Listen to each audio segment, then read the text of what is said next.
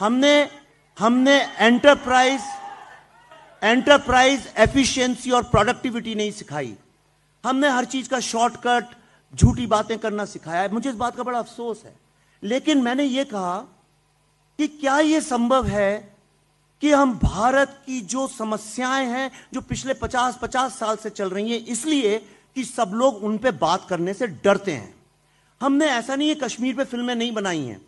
कश्मीर पे भारत के सबसे ताकतवर, सबसे बड़े, सबसे रईस, सबसे बड़े influential stars, directors, producers, writers ने इतनी बड़ी बड़ी फिल्में बनाई हैं जिसकी आप कल्पना नहीं कर सकते। चाहे वो रोजा हो, चाहे वो फना हो, चाहे वो फिजा हो, चाहे वो मिशन कश्मीर हो, चाहे वो हैदर हो। ये सारी की सारी फिल्में 1990 के ही दशक में बनी हुई हैं, उसी टाइम फ्रेम में बनी हुई हैं।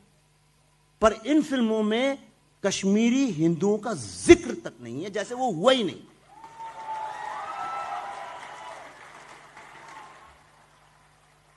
दूसरी विडंबना देखिए, ये सारी फिल्में टेररिस्ट लोगों को जस्टिफाई करती हैं कि उस बेचारे पे ये जुल्म हुआ। सुन लीजिए, देखिए तालियां हो जाएंगी।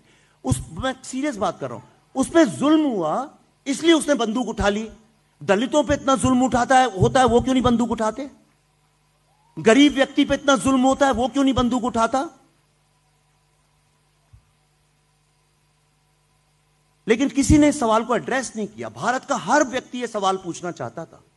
और ये फिल्में ऐसा भी नहीं है कोई प्रमाणित फिल्में थी। किसी राइटर या डायरेक्टर ने जाके अपने जीवन के कुछ महीने आतंकवादियों के घर में उनके साथ बिताए होते और 50-60 लोगों की मानसिकता समझी होती और तब कहते हां, ये मैं मानने को तैयार था। हमने डाकुओं को ग्लोरीफाई किया, घोड़ों पे बैठा बैठा के उनको हीरो बनाया। हमने नक्सल लोगों को ग्लोरीफाई किया, हमने स्मगलर्स को ग्लोरीफाई किया, हमने टेररिस्ट लोगों को ग्लोरीफाई किया। और ये एक बहुत it's a sad commentary.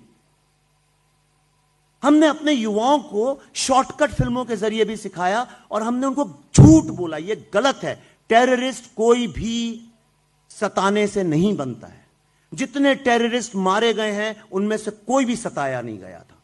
Yasin Malik को किसी ने नहीं सताया, हफीज सईद को किसी ने नहीं सताया, बुरहान वानी को किसी ने नहीं सताया, अफजल गुरु को किसी ने नहीं सताया। और मुझसे ज्यादा कश्मीर पे किसी के पास रिसर्च भी नहीं है।